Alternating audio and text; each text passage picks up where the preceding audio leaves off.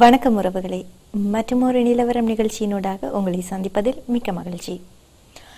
இந்த வாரமும் பல்வேறுபட்ட அரசியல் சார்ந்த விடயங்கள் குறித்து எங்களோடு ஆராய்வதற்காக இணைந்திருக்கின்றார் தமிழர் ஒருங்கிணைப்பு குழுவின் முக்கிய செயற்பாளர் திரு பாலசுந்தரம் அவர்கள். வணக்கம். வணக்கம். நிச்சயமாக நாங்கள் இந்த வாரம் ஒரு முக்கியமான வாரம்.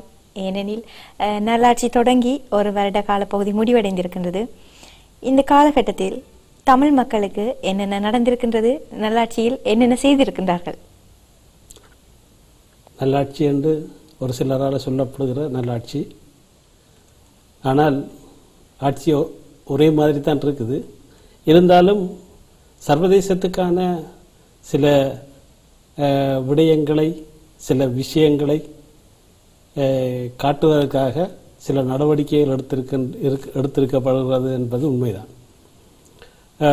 ஆனால் தமிழ் மக்களை பொறுத்த மட்டில் தமிழ் மக்களுக்கான நிலங்கள் இன்னும் பூரணமாக விடுவித்து அந்த உரிமையாளர்களிடம் கொடுக்கப்படவில்லை. அதே போல் இராணுவம் வெளியேற்றப்படுவது சரியாக நடத்தப்படவில்லை. இன்னும் அங்கே அந்த வன்முறை தொடர்ந்து கொண்டிருப்பதாக சில அறிக்கைகள் வெளியிட்டு கொண்டு இருக்கிறார்கள். ஆனால் இந்த நிலைமையில் ஒரு ஊடகத்துக்கான ஒரு விட்டுக் கொடுப்பு அங்கே காணப்படுகிறது. ஒரு சுதந்திரம் என்று சொல்லலாம், சுதந்திரம் என்று சொல்ல முடியாது, ஆனால் ஒரு விட்டுக் கொடுப்பு காணப்படுகிறது. ஊடகங்கள் தாங்களாக கதைக்கக்கூடிய ஒரு சூழல் அங்கே காணப்படுகிறது. இப்படியான ஒரு சூழலில் தான் இந்த நல்லாட்சி அரசாங்கம் நடக்குது.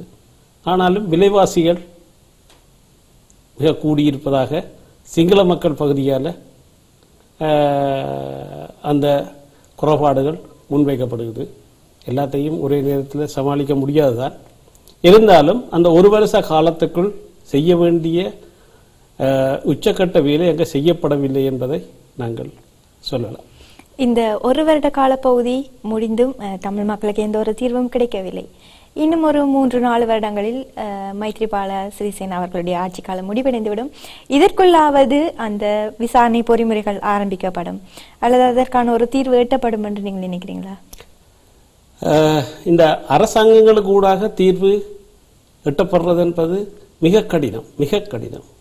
ஏனெனில் அங்கு இருக்கக்கூடிய அடிமட்ட சூழல், அதாவது ஒரு பக்கத்தால் தமிழர்களுக்கான ஒரு தீர்வை நாங்கள் முன்வைக்கின்றோம் என்று அரசியல்வாதிகள் சொன்னாலும், அதே அரசியல்வாதிகள் இன்னும் ஒரு கட்சியை வளர்த்து வைத்திருக்கிறார்கள். அதுக்கு எதிரான அறிக்கைகளை விடுவதற்கும் அந்த செயற்பாடுகளை முடக்குவதற்கு இந்த சூழல் தான் அங்கே இருக்குது.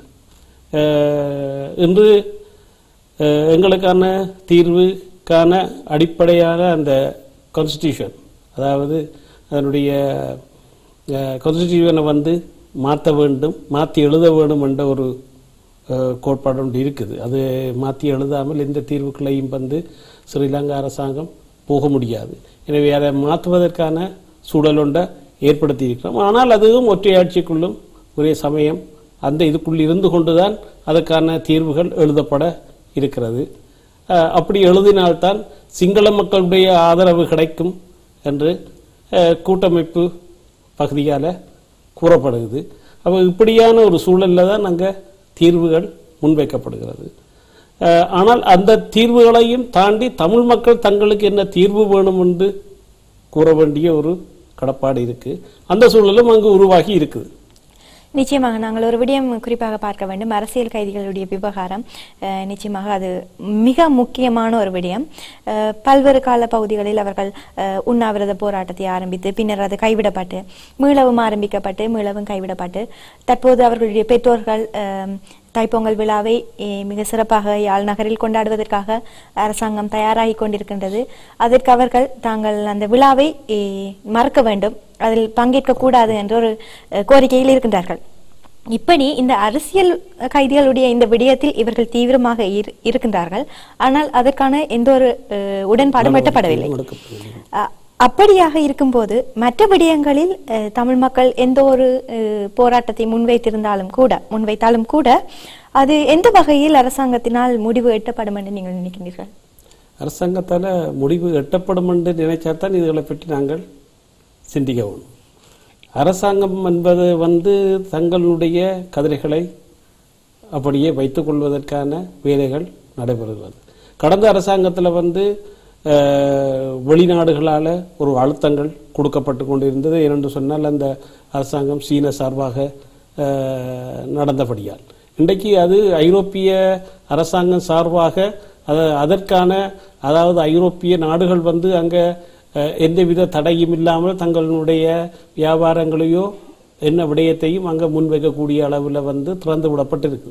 இப்போ இந்த சூழலில் வந்து அந்த அரசாங்கத்தில் இருக்கக்கூடியவர்களுக்கு வந்து அழுத்தங்கள் குறைவு இருந்தாலும் அந்த ஐக்கிய நாடுகள் சபையிலே அதாவது மனித உரிமை சபையில் அந்த கூட்டத்தொடரிலே கொண்டுவரப்பட்ட அந்த தீர்மானத்துக்கு அமைய ஒரு சில விடயங்கள் வந்து வெளிப்படையாக செய்ய வேண்டிய ஒரு கட்டாயத்துக்குள் இருக்கிறார்கள். அதுக்கு புலம்பெயர்ந்த நாடுகளில் வாழும் மக்களினுடைய செயற்பாடுகள் அழுத்தங்கள் இது ஒரு காரணமாக இருக்கிறது. இன்று எங்கள் தமிழ் பகுதிகளிலே உருவாயிருக்கக்கூடிய மக்கள் பேரவை இன்னும் ஒரு அழுத்தமாக அங்கு உருவெடுத்திருக்கிறது. இப்படியான அழுத்தங்களுக்கு ஊடாக அவர்கள் அந்த தீர்வுகளை முன்வைக்க வேண்டியவர்களாக இருக்கிறார்கள். இவைகள் எல்லாத்தையும் ஒரு அளவு திருப்திப்படுத்தி கொண்டுதான் இந்த அரசாங்கமும் சரி தன்னுடைய 5 வருட காலத்தை பூர்த்தி செய்யலாம். அதே நேரத்தில் அது ஒரு தேசிய அரசாங்கம். இதுக்குள்ள வந்து கன கட்சிகள் கன தலைவர்கள் அவர்கள் தங்களுடைய நலன்களை கருதி அதுக்குள் செயற்படுகிறது நடைபெற்றுக் கொண்டிருக்கிறது. அதே நேரத்தில் அதுக்கு எதிர்கட்சியாக அங்கு இருப்பது வந்து அதே அரசாங்கத்தின் கட்சியை சேர்ந்தவர்களே அதுக்கு எதிர்கட்சியாக அங்கு காட்சியளிக்கிறார்கள். இதுதான் அங்கே இருக்கக்கூடிய சூழல். இந்த சூழலுக்குள்ளால்தான் இந்த தீர்வுகள் வர வேணும். அந்த தீர்வுகளை எட்டுவதற்கு எங்களுடைய பக்கத்தால் நாங்கள் என்ன தீர்வை விரும்புகிறோம் என்ற விடயத்தை நாங்கள் உலகத்துக்கு எப்பவும் சொல்லிக் கொண்டிருக்கோம். அதற்காக இன்று ஐரோப்பாவில் அனைத்துலக ஈழ மக்கள் பேரவை வந்து இந்த வட்டுக்கோட்டை தீர்மானத்தை மீளவும் ஒருக்கா வலியுறுத்த வேண்டும். அதாவது அது திரும்பவும் ஒருக்கா இந்த திட்டத்தை பற்றிய விவரங்களை வந்து திரும்பவும் மக்களிடையே பரப்ப வேண்டும் என்ற ஒரு கோட்பாட்டை வைத்து செயல்படுறதுக்கு முற்படுகிறார்கள். இது நல்ல ஒரு விஷயம். ஏனென்று சொன்னால் நாங்கள் அரசியல் ரீதியாக கேட்டோம். இன்றைக்கு எங்களுக்கு இருக்கிற ரோட்டுகளோ இல்லாட்டிக்கில் வேறு வசதிகளோ எங்களுக்கு நாங்கள் கேட்கவில்லை. நாங்கள் எங்களுடைய உரிமையை கேட்ட ஆனால் இன்றைக்கு அவர்கள் என்ன செய்கிறார்கள் என்று சொன்னால் அந்த மக்கள் இவ்வளவு காலமும் பட்ட அவலத்திலிருந்து கொஞ்சம் ஆறுதல் அடையக்கூடிய ஒரு சூழலை அங்கே ஏற்படுத்தியிருக்கிறார்கள். அதல்ல தீர்வு மக்கள் சுதந்திரமாக நீண்ட காலம் வாழ்வதற்கான தீர்வு. அவைகளை வந்து நாங்கள் எங்களுக்கு என்ன தேவை என்ற விடயத்தை வந்து வலியுறுத்துறதுல எல்லாரும் இணைஞ்சு செயற்பட வேண்டும். செயற்பட்டால் தான் சர்வதேசமும் வந்து அதற்கான ஒரு சில விடயங்கள் செய்ய வேண்டிய ஒரு கடப்பாட்டில் இருக்குது. இன்றைக்கு புலம்பெயர்ந்த மண்ணில் புலம்பெயர்ந்த தமிழர்கள் சில அரசியல் கட்சிகளுக்குள்ள செல்வாக்கு பெற்றவர்களாக இருக்கிறார்கள். சில அரசியல்வாதிகளாக மாறியிருக்கிறார்கள். மற்றும் எங்களுடைய இளைஞர்கள் படித்து நல்ல நல்ல தரமான உத்தியோகங்களில் இருக்கிறார்கள். அப்போ இவர்களுடைய பின்னணி அடுத்தது இங்கே இருக்கக்கூடிய தேசிய உரிமை பெற்ற மக்களினுடைய பின்னணி இவைகள் எல்லாம் இந்த புலம்பெயர்ந்த நாட்டில் வாழ்கிற எங்களுக்கு பலமாக இருக்குது. அப்போ இவைகளின் பின்னணியில் வந்து இந்த அரசாங்கங்களும் வந்து சில தீர்வுகளுக்கு அழுத்தங்கள் கொடுக்க வேண்டிய கட்டாயம் இருக்குது. இப்போ இவைகள் எல்லாத்தையும் நாங்கள் ஒரே நேரத்தில் பிரயோகிக்கிறது தான் இதுக்கான தீர்வு. நீங்கள் ஒரு விடயம் குறிப்பிட்டிருந்தீர்கள், இந்த அரசாங்கம் நல்லாட்சி அரசாங்கம் மக்களுக்கு ஒரு ஆறுதல் அளிக்கக்கூடிய ஒரு அரசாங்கமாக இருக்கின்றது, அது அல்ல தீர்வென்று. அதிலும் நாங்கள் ஒன்றை குறிப்பாக பார்க்க வேண்டும். இந்த ஆறுதல் அடையக்கூடிய ஒரு ஆட்சி என்று வெளிப்படையாக காட்டிக்கொண்டிருந்தாலும் மறைமுகமாக பல்வேறுபட்ட சிக்கல்கள் தமிழ் மக்களுக்கு அங்கு நடந்தேறி கொண்டிருக்கின்றன. அது அறிக்கைகள் மூலமாக தற்போது வெளிவந்து கொண்டிருக்கின்றன. நீங்கள் முதல் கூட குறிப்பிட்டிருந்தீர்கள். அங்கு நாங்கள் நிச்சயமாக ஒன்றை பார்க்க வேண்டும். இந்த ரணில் மைத்ரிபால சிறிசேன அரசாட்சியில் இளைஞர்களுக்கு பல்வேறுபட்ட சித்திரவதைகள் அங்கு நடைபெற்றுக் கொண்டிருக்கிறதாக ஒரு அறிக்கை ஒன்று குறிப்பிட்டிருக்கின்றது. மற்றும் புலம்பெயர் நாடுகளில் வசிக்கும் விடுதலை புலிகள் அமைப்பை சேர்ந்த இளைஞர்கள் மீளவும் இலங்கைக்கு திரும்பினால் அவர்களுக்கு ஆபத்து இருப்பதாக கூட தென்னாப்பிரிக்க அதிகாரி ஒருவர் கூறியிருக்கின்றார். இதை நாங்கள் எவ்வாறு பார்க்கலாம்? இதில் வந்து ஆட்சி தான் மாறி இருக்கே தவிர அந்த ஆட்சி மாற்றம் தான் நடந்தது. அரசாங்கம் எல்லாம் ஒன்று தான்.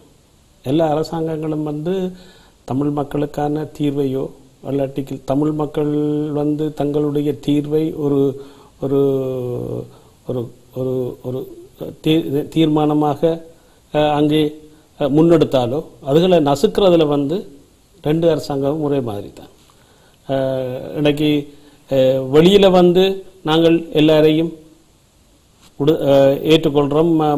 அதாவது விடுதலை புலிகள் பிரதிநிதிகளுக்கு சில பேருக்கு தடைகளை நீக்கி, ஆனால் ஒரு சில பேருடைய தடைகளை தொடர்ச்சியாக வச்சுக்கொண்டு, அது மாதிரி சில அமைப்புகளுடைய தடைகளை நீக்கி சில அமைப்புகளுடைய தடைகளை தொடர்ச்சியாக வச்சுக்கொண்டு தாங்கள் இந்த சர்வதேசத்துக்கு சில செய்திகளை சொல்லிக்கொண்டு இருக்கிறோம்.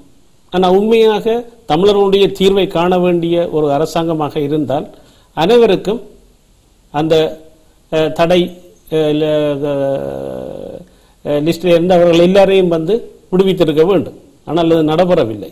ஒரு சில பேரை விட்டு மிச்ச பேரை அதில் மையப்படுத்தி வச்சுக்கொண்டு அவர்களுக்குரிய அடுத்த கட்ட நடவடிக்கை, அதாவது விடுதலை புலிகளுக்கு எதிராக விடுதலை புலிகளுக்கு ஆதரவாக யார் தொழிற்பட்டாலும் அவர்களுக்குரிய நிலைமை அங்கே ஒரே மாதிரி தான் இருக்க போகுது. அதனுடைய வெளிப்பாடு தான் இந்த அறிக்கை. இங்கிருந்து விடுதலை புலிகளுடைய செயற்பாடுகளில் மறைமுகமாகவோ இல்லாட்டி நேரடியாகவோ தொடர்பு கொண்டவர்கள் அங்கு சென்ற பொழுது அவர்கள் சித்திரவதை செய்யப்பட்டதும், அவர்கள் காணாமல் போவதும், மற்றும் பாலியல் வல்லுறவுகளுக்கு உட்படுத்தப்படுறதும், இவைகள் எல்லாம் வந்து அந்த நேரத்தில் நடைபெற்றது போல் இவைகள் வந்து ஒரு பயமுறுத்தலுக்கான ஒரு செயற்பாடு, மக்களுக்கான பயமுறுத்தலுக்கான ஒரு செயற்பாடு. யாரும் வந்து அந்த உரிமையை கேட்டு போராடக்கூடாதுன்றது. அப்போ இது திரும்ப வந்திருக்குது. ஆனால் இதையும் மீறித்தான் மக்கள் எழுச்சிகள் நடைபெறுவது வழக்கம். எதிர்காலத்தில் அது மக்கள் தான் பதில் சொல்லுவார்கள். ஏனெனில் இப்போ இருந்த சூழல்லையும் வந்து கூட்டமைப்பு வந்து ஒரு நடவடிக்கை, அதாவது மூடின அறைக்குள்ளே சில தீர்வுகளை வச்சுக்கொண்டு ராஜதந்திரம் என்று மக்களுக்கு தெரியாமல் ஒரு நடவடிக்கைகளில் ஈடுபட்டு கொண்டிருந்தது. ஆனால் அதை வந்து மக்கள் ஏற்றுக்கொள்ளவில்லை. மக்கள் தங்களுக்கான ஒரு தளத்தை உருவாக்கி கொண்டார்கள். அதுதான் மக்கள் தமிழர் மக்கள் பேரவை என்று உருவாக்கி கொண்டார்கள். அதுக்கும் பல விமர்சனங்கள் இருக்குது. ஆனால் அது காலத்தின் தேவை. அதை மக்கள் தான் தீர்மானிக்கிறார்கள், அதை உருவாக்க வேணும் என்று. இனி அவைகளுக்கு ஆதரவாக எங்களுடைய, அதாவது புலம்பெயர்ந்த நாடுகளில் இருக்கக்கூடிய போராட்டங்கள் செல்ல வேண்டுமே தவிர நாங்கள் ஒரு தீர்வையும் அங்கே முன்வைக்கவும் முடியாது. ஆனால் அங்கே நடக்கக்கூடிய மக்களுடைய எழுச்சிக்கு ஆதரவாக என்னென்ன நடக்குதோ அவைகள் அனைத்துக்கும் வந்து நாங்கள் வந்து ஆதரவு தெரிவிக்க வேண்டியதான். இப்போதுதான் நீங்கள் குறிப்பிட்டிருந்தீர்கள் தமிழ் மக்கள் பேரவை குறித்து. அவர்கள் கூட பல்வேறுபட்ட செயற்பாடுகளை முன்வைத்திருக்கின்றார்கள். அவர்களுடைய செயற்பாடுகள் நாங்கள் வரவேற்கத்தக்கது உண்மையிலேயே.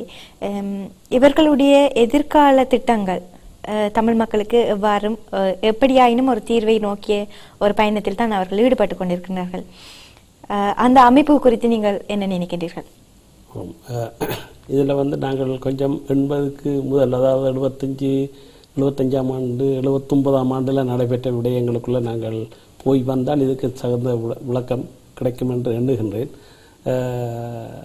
76ஆம் ஆண்டு, அதாவது பட்டுக்கோட்டை தீர்மானத்தை முன்வைத்து தமிழ் மக்கள் தீர்ப்பளித்தார்கள். ஆனால் அது வந்து அரசியல் ரீதியாக அதுக்கான பலன் வந்து கிடைக்கவில்லை. அந்த நேரத்தில் தான் இளைஞர்கள் தங்களுடைய கையில் அரசியலை எடுத்துக்கொண்டு ஒரு ஆயுத வழியில் அந்த போராட்டத்தை நகர்த்தினார்கள். அதாவது மக்களால் தெரிவு செய்யப்பட்ட பிரதிநிதிகளால் கொண்டுவரப்படாத தீர்வை மக்கள் தங்கள் கையில் எடுத்துக்கொண்டு அதை நடத்தினார்கள். அப்போ நடத்தும் பொழுது அது ஒரு கொஞ்சம் காலத்தில் தான் அதனுடைய பலம் என்ன, அது எப்படிப்பட்ட ஒரு அமைப்பு, அதனுடைய நடவடிக்கைகள் எப்படி இருக்கின்ற மக்கள் தெரிஞ்சு கொண்டு அதை தங்களுடைய அங்கீகாரத்துக்குள்ள கொண்டு வந்தார்கள். அதுபோல தான் இன்றைக்கு ஒரு சூழல் ஏற்பட்டிருக்கிறது. இன்றைக்கும் மக்களால் தெரிவு செய்யப்பட்ட ஆட்கள் மக்களுக்கு நியாயமாக நடக்காத பட்சத்தில் மக்கள் தங்களுக்காக ஒரு அமைப்பை உருவாக்கி இருக்கிறார்கள். அந்த அமைப்பை அந்த அரசியல் கட்சிகள் வந்து விமர்சனத்துக்குள்ள வைக்குது. தங்களுக்கு எதிராக ஒரு அமைப்பு தோன்றியிருக்கின்றது. ஆனால் அந்த அமைப்பு தன்னுடைய அறிக்கையில் சொல்லுது, நாங்கள் அரசியல் கட்சிகள் அல்ல, நாங்கள் இந்த மக்கள் சேர்ந்த ஒரு கட்டமைப்பு. இந்த கட்டமைப்பு தன்னுடைய தீர்வுகளை தன்னுடைய திட்டங்களை முன்வைக்க போகுது. இதை அழுத்தம் கொடுத்து செய்ய வேண்டிய பொறுப்பு அந்த அரசியல் கட்சிக்கு தான் இருக்குது. அரசியல் கட்சி இவர்களை கண்டு பயப்படுவதாக இருந்தால் அது எங்கேயோ ஒரு இடத்துல முரண்படுகிறது என்றுதான் கருத்து. இதுக்கு இவர்களுடைய செயற்பாடும் அவர்களுடைய நிலைப்பாடும் மக்களால் தீர்மானிக்கப்படும் காலப்போக்கில். அந்த தீர்மானத்தின் ஊடாகத்தான் எந்த கட்டமைப்பு எங்களுக்கு தீர்வை தரப்போகிறது என்றது வெளிப்படும். அது இனி கொஞ்சம் கால செயற்பாட்டுக்கு ஊடாகத்தான் செய்யப்படும். அப்போ இதுக்கிடையில் தான் இந்த விமர்சனங்கள் நடந்து கொண்டிருக்குது. இதில் நாங்கள் தெளிவாக இருக்கணும். வரலாறு எங்களுக்கு சில விடயங்களை சொல்லி இருக்குது. அதை நாங்கள் திருப்பி மீட்டிக்கொள்ளணும். மீட்டுக்கொண்டால்தான் தற்பொழுது நடக்கக்கூடிய விஷயங்கள் எப்படி நகரும் என்று ஓரளவு நாங்கள் தீர்மானிக்கலாம். இன்றைக்கு அதுக்கான ஒரு கட்டமைப்பு உருவாக்கி அந்த தீர்வு திட்டத்தை எப்படி இருக்க வேண்டும் என்று அதை எழுதுவதற்காக ஒரு குழு உருவாக்கப்பட்டிருக்கிறது. ஆனால் தீர்வு திட்டத்தை இவர்களால் உடனடியாக நடைமுறைப்படுத்த முடியாது. இந்த தீர்வு திட்டம் மக்களால் முன்வைக்கப்படுகிறது. அரசாங்கம் ஒரு தீர்வு திட்டத்தை கொண்டு வந்தாலும் இதற்கு ஒரு கொஞ்சம் குறைவாகத்தான் கொண்டு வர முடியும். தாங்கள் நினைச்ச திட்டத்தை கொண்டு வர முடியாது. இது ஒரு அழுத்தம் கொடுக்கப்படுகிற வேலை. இந்த அழுத்தத்தை கூட்டமைப்பு தன்னுடைய அரசியல் ஞானத்தால தனக்கு சாதகமாக பாவிச்சு கொள்ளக்கூடிய ஒரு சந்தர்ப்பம் இருக்குது. அதை அவர்கள்லாம் தீர்மானிக்க வேணும். ஆனால் அவர்கள் தொடர்ந்து விடுகிற அறிக்கைகள் அப்படியா தெரியல. அதுதான் கவலைக்குரிய விஷயம். நிச்சயமாக தற்போது தாயகத்தில் இந்த அமைப்பு பற்றியும் அவர்கள் ஒரு கூட்டமைப்பு எப்படியும் கூட்டமைப்பின் ஊடாகத்தான் அவர்கள் தங்களுடைய தீர்மானங்களை நிறைவேற்றியாக வேண்டும். அதே நேரத்தில் இன்னும் ஒரு விஷயம் இதுல இருக்குது. என்னென்னு சொன்னால், அரசியல் கட்சியாக இருந்து கொண்டு ஒரு தீர்வை காண முடியாதென்றதையும் மக்கள் தெளிவாக தெரிஞ்சு கொண்டிருக்கிறார்கள். அதனால்தான் அரசியல் கட்சியாக அல்லாத ஒரு மனித நேயத்துக்குரிய ஒரு கட்டமைப்பாக, அதாவது தமிழர்களுடைய உரிமைகளுக்குரிய ஒரு கட்டமைப்பாகத்தான் அது உருவாக்கப்பட்டிருக்குது. ஏனெனில் தேர்தலில் நின்றோ அல்லது கட்சி சார்பாக நின்றோ அதுக்கு தீர்வு காண முடியாதென்றதையும் அது மறைமுகமாக சொல்றதையும் இதில் குறிச்சு கொள்ளணும். நிச்சயமா நாங்கள் அப்படி பார்ப்போமானால் ஐநாவினுடைய அந்த 2017 ஆண்டுக்குரிய அந்த அறிக்கைக்கு இது ஒரு சாத்தியமான ஒன்றாக இருக்குமா? ஒன்று முக்கியமாக இந்த தமிழ் மக்கள் பேரவை, மற்றது இந்த வெளிநாட்டு நபர்கள், வெளிநாட்டு உயர் அதிகாரிகள் விடுகின்ற அறிக்கைகள், இலங்கை குறித்த அறிக்கைகளும் ஐநாவினுடைய அந்த முடிவுக்கு ஏதேனும் ஒரு திருப்பத்தை ஏற்படும்? ஐநாவினுடைய முடிவல்ல. ஐநா இப்பொழுது ஒரு ஒரு விசாரணையை அங்க உருவாக்கான ஒரு சூழலை ஏற்படுத்தி இருக்குது. இனி அந்த விசாரணை பற்றிய விடயம்தான் 2017 அறிக்கையாக வரும். 2016 செப்டம்பருக்கு ஒரு ஒரு ஒரு அறிக்கை வரும். எழுத்து மூலம் அறிக்கை அடுத்த வருஷத்துக்கு தான் அது வருவதற்கு இருக்குது. அவை இதுதான் நடக்கும். ஆனால் அங்க நடைபெறக்கூடிய மாற்றங்கள் அனைத்தும், அதாவது அங்க நடைபெறும் மாற்றம், அதே நேரத்தில் சர்வதேசத்தில் மற்ற அமைப்புகளால் கொடுக்கப்படுகிற தகவல்கள், அழுத்தங்கள் எல்லாம் அந்த இதுக்குள்ள விவாதிக்கப்படும். தீர்வு உடனே கிடைக்காது. அதுக்கு அப்படியும் கொஞ்சம் கொஞ்சமாகத்தான் அது நகரும். அது ஒரு ஜனநாயக ஒரு கட்டமைப்பில் அவை மெல்ல மெல்ல தான் நகரும். அந்த நகர்ற அந்த முன்னேற்றங்கள் எங்களோட கண்ணுக்கு தெரியாது, எங்களுக்கும் புரிஞ்சு கொள்ள இயலாது. ஏனென்று சொன்னால், நாங்கள் போராட்டத்துக்கூடாக வந்த நாங்கள் அங்கே கேம்ப் அடித்த உடனே அந்த பக்கம் பெண்டுட்டாங்க, இந்த பக்கம் பெண்டுட்டாங்கள் என்ற அந்த இதுக்குள்ளே நாங்கள் வளர்ந்த நாங்கள். இந்த அரசியல் அப்படி இல்லை. இந்த அரசியல் ஒரு 3-4 வருஷத்துக்கு பிறகு ஒரு கொஞ்சம் முன்னுக்கு தெரிகிற மாதிரி இருக்கும். இருந்தாலும் தமிழ் மக்களை பொறுத்த மட்டும் 2009 இருந்து 2015 ஆண்டு மட்டும் நாங்கள் பார்த்தோம் என்று சொன்னால், எங்களுடைய அரசியல் நடவடிக்கைகளில் நாங்கள் கொஞ்சம் முன்னுக்கு போயிருக்கிறோம் என்றதை நாங்கள் ஏற்றுக்கொள்ளத்தான் வேணும். இந்த சர்வதேச இந்த ஜனநாயக அரசியல் தன்மையில் நாங்கள் கொஞ்சம் முன்னுக்கு போயிருக்கோம். அந்த அழுத்தம் தான் இன்றைக்கு ஸ்ரீலங்காவுக்கு பெரிய அழுத்தம்.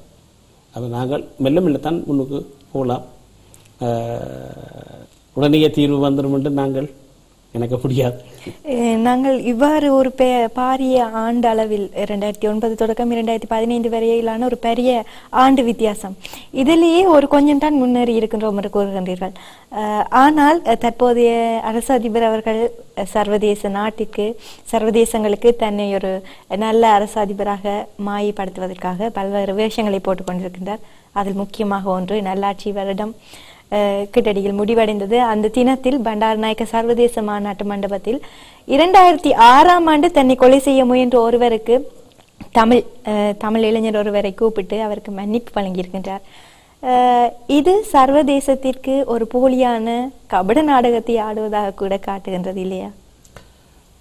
உண்மை. 2006ஆம் ஆண்டு கொலை செய்ய முயற்சித்தவருக்கு 2016ஆம் ஆண்டு மன்னிப்பு கொடுத்து விடுதலை செய்கிறதுக்கு முயற்சிக்கிறார். ஆனால் எந்த குற்றமும் செய்யாமல் சந்தேகத்தின் பேரில் கைது செய்யப்பட்ட கைதிகள் இன்றைக்கு 20-30 வருஷமாக அங்கே மறியலில் இருக்கிறார்கள். அவர்களுக்கு எந்த குற்றமும் முன்வைத்து வழக்கு பதிவு செய்யப்படவில்லை. அவர்கள்தான் தங்களை விடுதலை செய்ய சொல்லி கேட்கிறார்கள். ஆனால் அவர்களுக்குரிய மன்னிப்பு இன்னும் கிடைக்கவில்லை. இந்த ரெண்டுக்கும் உள்ள வித்தியாசத்தை நாங்கள் புரிஞ்சு கொண்டோம் என்று சொன்னால், இந்த அரசாங்கம் நல்லாட்சி நன்றாக செய்கிறதா இல்லையாண்டதை நாங்கள் புரிந்து கொள்ளலாம். நிச்சயமாக நாங்கள் இங்கு ஒரு விடயத்தை நன்றாக கவனிக்க வேண்டும். சிறைச்சாலை அதிகாரி ஒருவர் கூட குறிப்பிட்டிருந்திருக்கின்றார், சிறையில் இருக்கும் கைதிகள் கொஞ்ச நாட்கள் வீடுகளில் போய் தங்கிவிட்டு திரும்பக்கூடிய ஒரு வசதியினை ஏற்படுத்த தாங்கள் தயாராக இருப்பதாக.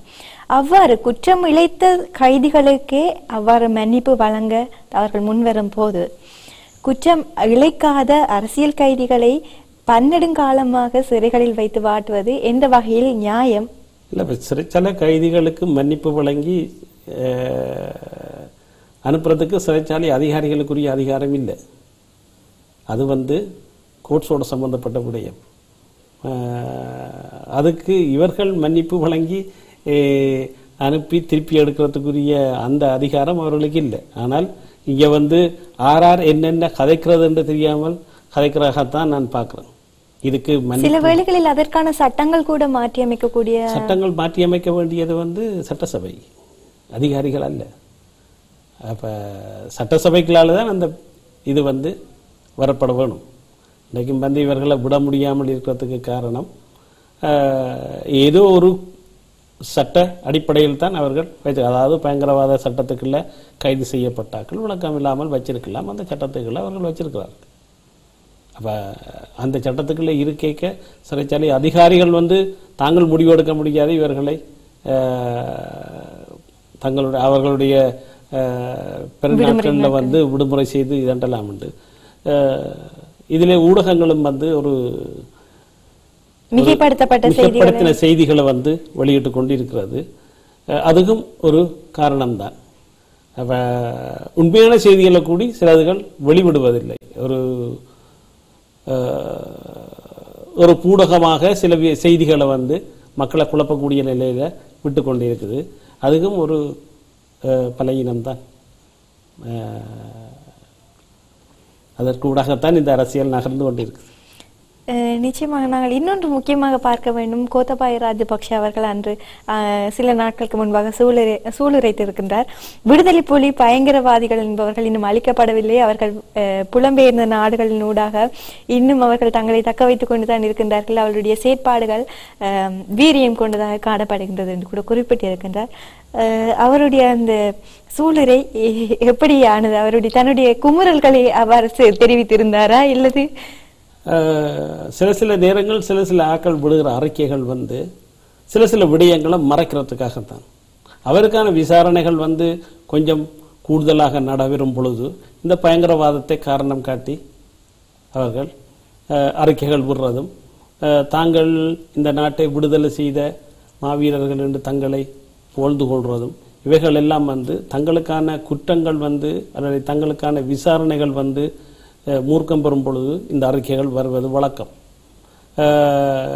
2009 இருந்தே விடுதலை புலிகள் இன்னும் இருக்கிறார்கள் என்ற போக்கு இருந்து கொண்டுதான் இருக்குது. இன்றைக்கு கோத்தபாயாவினுடைய அரசியல், அதாவது அவர் அரசியலில் இருந்த பொழுது செய்த கரப்ஷன் அவர்கள் செய்து கொண்ட குற்றங்கள் வந்து ஊழல்கள் வந்து இன்றைக்கு மிகவும் வெளிப்படையாக வந்து கொண்டிருக்குது. ஆனால் இந்த அரசாங்கம் வந்து அவர்களை தண்டிப்பதை முன்வணியாக வைக்கவில்லை. அவர்களை இப்படியாக வச்சுக்கொண்டு அவர்களுக்கான அந்த பயத்திலையும் அந்த இதிலையும் வச்சுக்கொண்டு தங்களுடைய ஆட்சியை நடத்துறதுல இருக்குது. இன்றைக்கு இந்த ஒரு வருஷம் ஆச்சு. இந்த ஒரு வருஷத்துல வந்து எத்தனை பேரை குற்றவாளிகள் அவரை கண்ட எல்லாரையும் குற்றம் கண்டாச்சு. குற்றம் கண்டு அவர்களுடைய ஆட்களையும் வந்து கைது செய்து அவர்களுக்கு ஊடாக சில விடயங்கள் வந்து உறுதிப்படுத்தப்பட்டாச்சு. ஆனால் இன்று வரை இந்த அரசியல்ல இருந்தவர்கள் கைது செய்யப்படவில்லை. அப்ப அவர்களை பலகீனப்படுத்துவதுதான் இந்த அரசாங்கத்தினுடைய வேலையாக இருக்குதே தவிர அவர்களை குற்றம் கண்டு அவர்களுக்கு தண்டனை வாங்கி கொடுப்பதல்ல. அப்ப இந்த நிலையில அது ஓடிக்கொண்டிருக்குது. இப்ப இவரும் வந்து தனக்கு ஒரு அழுத்தம் பறைக்க புதுசாக ஒரு விஷயம் புதிய விஷயமாக சொல்லுவார்.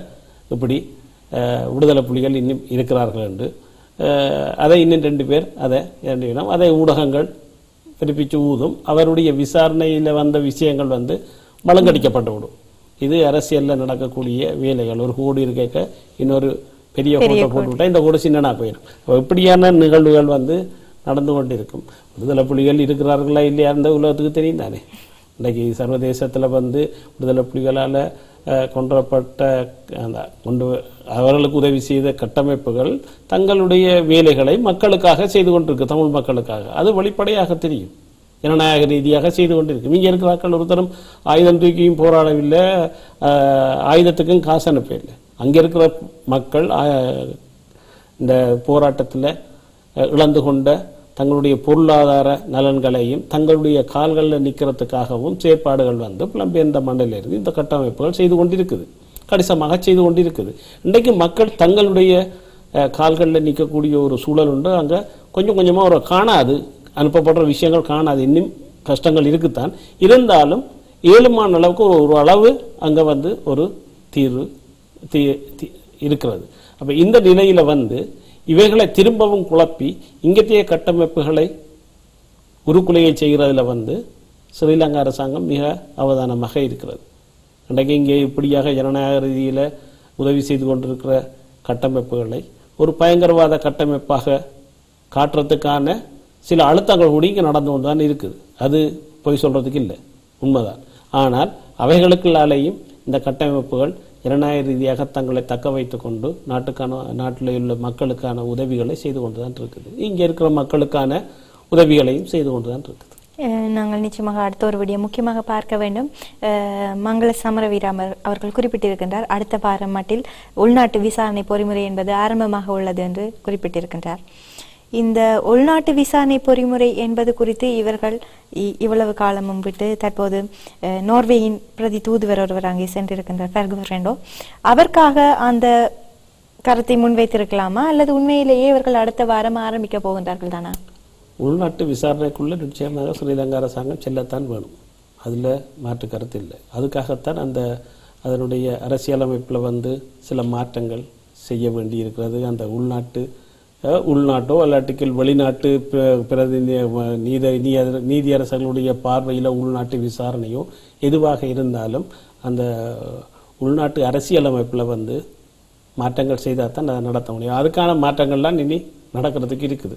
அது சர்வதேசத்தினுடைய அழுத்தங்களால் நடக்குதே தவிர மற்றும்படி மனச்சுத்தத்தோடு நடக்குதான்றது எதிர்காலத்தில் மறுமொழி சொல்லலாம்.